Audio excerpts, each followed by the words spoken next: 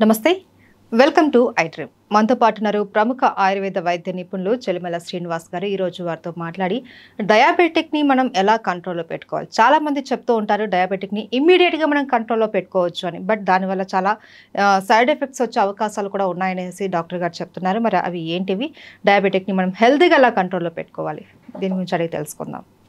నమస్తే సార్. నమస్కారం అండి సార్. మనం చాలా మంది చెప్తూ ఉంటారు ఏంటంటే డయాబెటిక్ని మేము 500 ఉన్నా సరే 100 తగ్గించేస్తాము, ఇమీడియట్గా మనం కంట్రోల్ చేసేయచ్చు అనేసి అంటూ ఉంటారు. అది చాలా వరకు ఏంటంటే అది హెల్దీ కాదు అనేసి చెప్తూ ఉంటారు. ఏంటి సార్, మనం డయాబెటిక్ని ఎలా కంట్రోల్ చేసుకోవాలంటారు? నమస్కారం. మీకు అసలు మనం డయాబెటీస్ అంటే ఫస్ట్ దాని గురించి కొంచెం తెలుసుకుంటే అది 500 ఉందా, 1000 ఉందా, 100 ఉందా అనే గురించి మాట్లాడదాం. మనం చూసుకుంటే ఏంటంటే ఇది ఒక మెటబాలిక్ డిజార్డర్ అంటాం. అంటే మన సిస్టమ్ ఒక ప్రాపర్ వేలో వెళ్ళకుండా ఎక్కడో డిస్టర్బ్ అయినప్పుడు అది చేసే యాక్టివిటీస్ వల్ల ఇబ్బందులు బాడీకి. అంటే మన సమాజంలో కూడా ఎప్పుడైతే మనం అగ్రెస్ట్గా వెళ్తామో ఎలా డేంజర్స్ అవుతున్నాయి మన బాడీలో కూడా ఈ ప్యాంక్రియాటిక్ సెల్స్ దానికి కావాల్సిన పోషణ జరిగినప్పుడు ఇన్సులిన్ సఫిషియెంట్గా రీచ్ అవ్వనప్పుడు డయాబెటిక్గా మనం చూస్తుంటాం. అంటే దాన్ని మనము వాడుక భాషలో మేము చెప్పేదంటే మధుమేహం అని, ప్రమేహము మధుమేహం అంటాం. ఇవి రెండు రకాలు. ఒకటి జువెనైల్ డయాబెటీస్, అలానే పెద్దల్లో చూసేది డయాబెటీస్ అంటాం. అయితే ఇప్పుడు మనం ప్రాపర్గా మాట్లాడుకునేది ఏంటంటే పెద్దల్లో చూస్తే సెకండరీ డయాబెటీస్ గురించి మాట్లాడతాం. అంటే ఈ షుగర్ అనేది మీరు చూస్తే చాలా మటుకు ఒక ఏజ్ తర్వాత మనం తీసుకునే ఫుడ్ హ్యాబిట్స్, నేను ఇంతకుముందు చెప్పినట్టు మెటబాలిక్ అనేది దెబ్బతిన్నప్పుడు ఏ అంటే అన్ప్రాపర్ ఫుడ్ ఏది తీసుకున్నా ఇమ్మీడియట్గా షుగర్ లెవెల్స్ షూటప్ అవుతుంటాయి. అయితే షూటప్ అయినప్పుడు ప్రతి ఆర్గాన్కి ఇది ఏదో ఎంతో కొంత హార్మ్ చేసేటట్టే ఉంటుంది. మరి ఇప్పుడు ఆ రేంజ్ మనం చూసుకుంటే 150 ఉంటుంది, 200 ఉంటుంది, కొంతమంది 300 ఉంటుంది, మీరు చెప్పినట్టు 500 కూడా రీచ్ అవుతూ ఉంటుంది. అంటే అన్కంట్రోల్ డయాబెటీస్ అంటాం. వీళ్ళలో ఇప్పుడు సడన్గా తగ్గించడం కన్నా ముందు అంటే అప్పటికప్పుడు తగ్గించడం అనేది 500-600 అయినప్పుడు అవసరం. అయితే దానికి కావాల్సిన ఇమీడియట్ మెడిసిన్స్ అనేవి మనకి మోడర్న్ సిస్టంలో చూస్తుంటాం. ఇన్సులిన్ ఇంజెక్షన్స్ లాంటివి ఇచ్చేసి దాని కారణాలను తగ్గించుకోవడం. అలా కాకుండా మనకి మార్కెట్లో దొరికే మెడిసిన్స్ అనేసి తీసుకొని దాంతో తగ్గించుకుంటాం అనేది అది కొంచెం హానికరం అని చెప్తాం. అంటే సెల్ఫ్ మెడికేషన్. ఇక్కడ ఏంటంటే మీరు అలాంటి సెల్ఫ్ మెడికేషన్లు కూడా చూస్తే వీళ్ళని డాక్టర్ని కూడా కన్సల్ట్ చేయరు. మనకు తెలిసినవి ఎక్కడి నుంచో విన్నవి తీసుకొని దానివల్ల ఒకరికో ఇద్దరికో కొన్ని ఫ్యాక్టర్స్లో కొంచెం చెక్ చేసినప్పుడు తగ్గి ఉంటాయి తప్ప అంత ఇమీడియట్గా తగ్గినప్పుడు కూడా మన బాడీ అనేది దానికి కోపప్ అవ్వదు. ఫర్ ఎగ్జాంపుల్ అంటే మనం చూస్తే ఇక్కడ ఏమవుతుందంటే 500 షుగర్ ఉన్న వాళ్ళకి ఆ ఇన్సులిన్, ఆ షుగర్ లెవెల్స్ అనేది బాడీలో బ్లడ్లో చాలా సర్క్యులేట్ అయి ఉంటుంది. సో మనము ఇమీడియట్గానో లేదా ఫాస్ట్ యాక్టింగ్ తెలియక కొన్ని మెడిసిన్ తీసుకోవడం వల్ల మిగతా ఆర్గాన్స్ ఎలా పనిచేస్తున్నాయి అనేది మనం చెప్పలేము.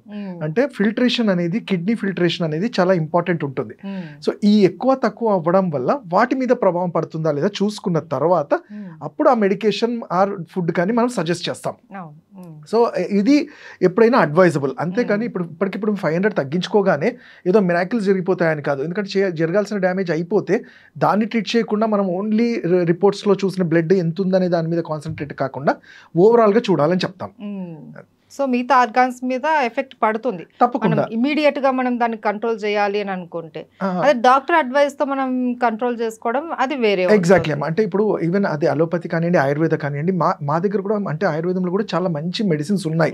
అది ఎంత లెవెల్స్ లో ఉన్నా వాటిని కంట్రోల్ చేసుకోవడం. అయితే ఇక్కడ అదే నేను చెప్తున్నాను. అంటే ఓవరాల్ గా మనకు ఆ కండిషన్, పేషెంట్ ఓవరాల్ ప్యాథాలజీ కానీ ఆ జరుగుతున్న చేంజెస్ ఏంటనేది అన్ని రిపోర్ట్స్ గా చూసుకున్న తర్వాతనే మనం సజెస్ట్ చేయగలుగుతాం. అంటే అది 500 నుంచి తప్పకుండా తగ్గాలి. అయితే ఇక్కడ మనం తగ్గాలి అన్నప్పుడు ఏంటంటే ఒకటే పారామీటర్, అంటే తగ్గితే ఏదో మిరాకిల్ జరిగిపోతుంది షుగర్ తగ్గిపోతే అని కాదు. అక్కడ మిగతా వాటికి ఏమైనా డ్యామేజెస్ జరిగాయా లేవా వాటిని తగ్గించగలిగితే ఆటోమేటిక్గా ఇది కూడా కంట్రోల్కి వస్తుంది. అండ్ సార్, ఈ మధ్య మనము ఒకప్పటి వరకు ఏంటంటే డయాబెటిక్ వస్తే లైఫ్ లాంగ్ మనం మెడిసిన్ వాడాల్సిందే అని అంటున్నారు. ఈవెన్ ఇప్పటికే అలా అని అంటున్నారు. బట్ కొంతమంది డయాబెటిక్ రివర్సిబుల్ అనేసి అంటున్నారు. ఇది సాధ్యమేనా? అయితే ఇప్పుడు యాజ్ అ సైన్స్ ఎప్పుడైతే డెవలప్ అవుతూ వెళ్తుంది, రీసెర్చ్ జరుగుతూ ఉంటుంది, ఏదైనా జరగవచ్చు.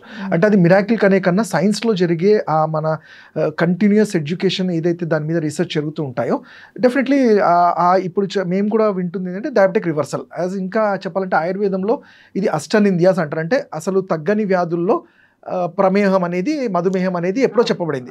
బట్ మీరు చూసుకుంటే పాతకాలం వాటికి అంటే ఒక 15-20 ఇయర్స్ బ్యాక్ డయాబెటీస్ అంటే ఏంటి అంటే సింపుల్గా ఒక శ్లోకం చెప్తాను. అస్యాసుఖం స్వప్నాసుఖం దధీమి గ్రాద్మయోతకం. అంటే ఎవరైతే సెడెంటరీ లైఫ్ స్టైల్ లీడ్ చేస్తారో, ఫిజికల్ యాక్టివిటీ ఉండక చాలా సెడెంటరీగా ఉంటారో ఒక ఏజ్ తర్వాత వాళ్ళలో మనం షుగర్ అనేది చూసేవాళ్ళం.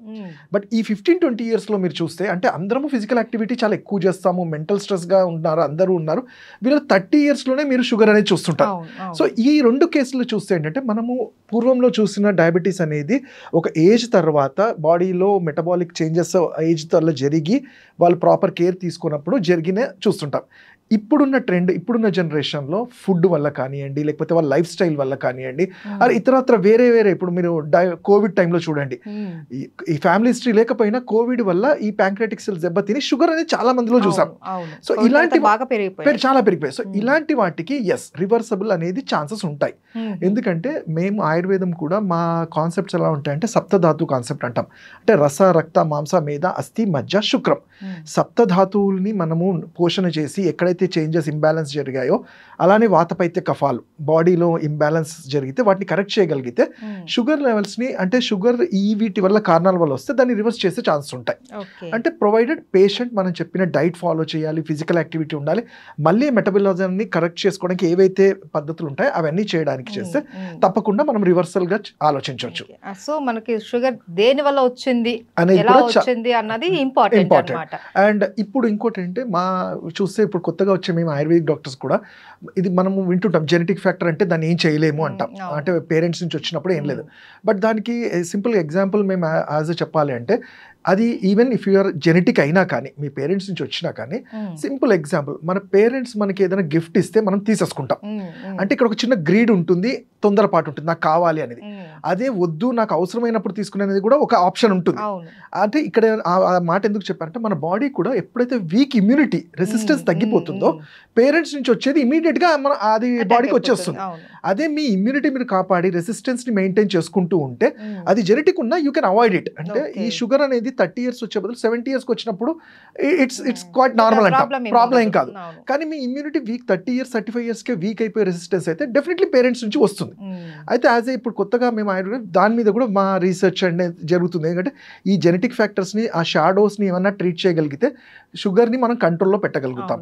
అండ్ మాకున్న ఇంకొక అడ్వాంటేజ్ ఏంటి, యాజ్ ఆయుర్వేదిక్ డైట్ కానివ్వండి, ఔషధాల వల్ల వీటి వల్ల సైడ్ ఎఫెక్ట్స్ లేకుండా, బాడీ డీజనరేట్ అవ్వకుండా అట్లీస్ట్ దాన్ని మెయింటైన్ చేస్తూ, అంటే మెయింటైన్ అంటే ఇక్కడ మందులతోనే కాదు, మన ఆలోచనలతో, మనం తీసుకునే ఫుడ్తో కూడా మనం దీన్ని కంప్లీట్గా మెయింటెనెన్స్ చేసుకుంటూ వెళ్ళొచ్చు.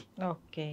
సో ఏంటంటే 500 నుంచి మేము 100కి తెచ్చేస్తాము, ఇది రివర్సిబుల్ అని అంటే వాటికి కొన్ని మెథడ్స్ ఉంటాయి. మనం ఏది పడితే అది మన ఇష్టానుసారం సెల్ఫ్ మెడికేషన్ లేకపోతే అలా కాకుండా ప్రాపర్ ఒక కన్సల్టెంట్ అవ్వాలి, ఒక డాక్టర్ని, వాళ్ళు చెప్పిన విధంగా మనం హెల్తీగా మన లైఫ్ని లీడ్ చేసుకోవాలి, హెల్తీగా ఏదైనా సరే మనం తగ్గించుకుంటూ రావాలి. అయితే ఇక్కడ మీరు అన్నట్టు ఇంకొకటి ఇక్కడ ఏంటి, ఇప్పుడు 500 అనేది మనం చూస్తుంటాం జనరల్గా, అంటే 500 పెరిగిపోయేసరికి ఎవరికైనా కంగారు, భయం వచ్చేస్తుంది. అయితే అలాంటప్పుడు ముందు చూడాల్సింది అంటే HbA1c అనేది మీరు వినే ఉంటారు. అంటే యావరేజ్గా మన షుగర్ లెవెల్స్ అసలు ఎలా ఉంటాయి అనేది ఆ గ్లైకోలేటెడ్ హిమోగ్లోబిన్లో చెక్ చేస్తుంటాం. సో మేము జనరల్గా మా క్లినికల్స్లో చూస్తుంటాము, కొంతమందికి 300, 250, 300, 350 ఉన్నా వాళ్ళు HbA1c కొన్నిసార్లు మెయింటైన్ చేస్తుంటారు, 6.5, 7 లోపలే ఉంటుంది. బట్ కొంతమందికి షుగర్ లెవెల్స్ చాలా నార్మల్గా ఉండి, అంటే ఈ HbA1c 10-12 ఉంటుంది. సో ఇలాంటప్పుడు మేము ఏం చేస్తామంటే ఎక్కడో ఆ ఇంబ్యాలెన్స్ జరుగుతుంది. సో HbA1c అనే దాన్ని మనం కరెక్ట్గా 6.5లో మెయింటైన్ చేయగలిగితే మీరు అప్పుడు ఈ ఫాస్టింగ్లో, పోస్ట్ లంచ్లో సడన్, ఎందుకంటే ఈ ఫాస్టింగ్ పోస్ట్ లంచ్ ఎలా ఉంటాయంటే మనం తీసుకునే ఆహారము అండ్ మనం చేసే యాక్టివిటీస్ కూడా, ఇప్పుడు మీరు సడన్గా స్ట్రెస్ఫుల్గా 3-4 డేస్ స్ట్రెస్ఫుల్గా ఉండి ఫుడ్లో సరైన కాన్సన్ట్రేట్ చేయకపోతే డెఫినెట్లీ షూట్ అప్ అవుతాయి. దాన్ని తీసుకొని ఆ పేషెంట్ కంగారు పడిపోయి డిప్రెషన్లోకి వెళ్ళిపోయి నా షుగర్ పెరిగిపోతున్నాయి అనేవి కూడా చూస్తుంటాం. సో మేము అనేది ఏదైనా తొందరపాటు అవసరం లేదు. ఇప్పుడు మీరు అంత ఫాస్ట్గా ఆ రోజు తగ్గించేదానికన్నా దాన్ని ఒక మెథడ్ ప్రకారము, ఒక పద్ధతి ప్రకారం మనం చేసుకోగలిగితే, ఇన్ఫాక్ట్ ఇవన్నీ పాటించి ఆ షుగర్ లెవెల్స్ వస్తే మళ్ళీ అసలు షూటప్ అవ్వకుండా కూడా చేసుకోగలుగుతాం. సో ఇక్కడ మనం మెయిన్ క్యాలిక్యులేట్ చేయాల్సింది HbA1c ఎంత ఉన్నది, ఎగ్జాక్ట్లీ అది ఎలా మెయింటైన్ అవుతుంది అనేది కూడా చాలా ఇంపార్టెంట్.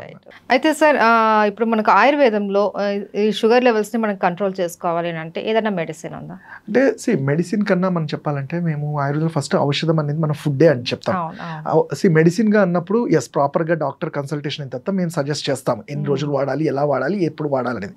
బట్ ఇప్పుడు ఉన్నంత జనరేషన్లో ఏంటంటే మనము ప్రికాషనరీగా ఏమైనా చేయగలుగుతామా అదే క్వశ్చన్స్ అడుగుతుంటాయి. అంటే డాక్టర్ గారు మేమేమన్నా చేసుకోవాలన్నప్పుడు మనకి ఎప్పటి నుంచో మన ఇంట్లో మనం చూస్తున్నది ఎప్పుడు వినేది కూడా కాకరకాయ కానివ్వండి, మెంతులు కానీ ఇవి రెగ్యులర్గా మనం తీసుకుంటూ ఉంటుంటాము. కాకపోతే ప్రాబ్లం ఏంటంటే అవి తీసుకునే పద్ధతి తెలియక ఒక రోజు వాడతారు, ఒక రోజు తీసుకోకపోవడము ఇవన్నీ జరుగుతూ ఉంటాయి. బట్ మా సజెషన్ ఏంటి అంటే ఇప్పుడు మీరు దాన్ని మనం ప్రాపర్గా ప్రివెంటివ్ లాగా చూసుకోవాలి. అండ్ ఈ షుగర్ని కంట్రోల్ కాకపోతే మనం చూస్తుంటాం రెటినోపతి అని కానివ్వండి, న్యూరోపతి ఇవన్నీ కూడా వస్తుంటాయి. అట్లీస్ట్ వాటిని మన ఫుడ్లో మనం చేసే చేంజెస్ వల్ల తగ్గించుకోగలమా అంటే సింపుల్గా మేము కొన్ని జ్యూసెస్ చెప్తుంటాం. మనం అంటాం సొరకాయ అంటాం. ఈ సొరకాయలో ఏంటి, ఇది ఇన్సులిన్ ఇన్సఫిషియన్సీని కట్టడి చేయడంలో చాలా చాలా మంచిగా గుణకారి. మనం తింటుంటాము సాంబార్ కానీ వీటిలలో వేసి. బట్ ప్రత్యేకంగా దీన్ని ఏంటంటే జ్యూస్ లాగా చేసి తీసుకోవడము, వీలైతే దాంట్లో మెంతుల పొడి మిక్స్ చేసుకొని ఎవ్రీడే మార్నింగ్ ఒక 50 ml వరకు తీసుకోగలిగితే ఈ ప్యాంక్రియాస్ సెన్స్ ఏవైతే కంప్లీట్గా డ్యామేజ్ అవ్వకుండా ఉంటాయో వాటిలో స్టిమ్యులేషన్ అనేది పెరుగుతుంది. So at least day to day ఆ ఇన్సఫిషియన్సీని కంట్రోల్ చేయడానికి ఉంటుంది. అలానే ఇంకోటి ఏంటంటే మేము ఆయుర్వేదిక్ యాజ్ అ డ్రగ్గా చెప్పేది అంటే మధునాశిని అని కానివ్వండి, అవి కూడా దొరకకపోతే త్రిఫలా చూర్ణం. ఈ త్రిఫలా చూర్ణం అనేది అంటే మన మెటబాలిక్ చేంజెస్ని కరెక్ట్ చేయడంలో చాలా హెల్ప్ అవుతుంది.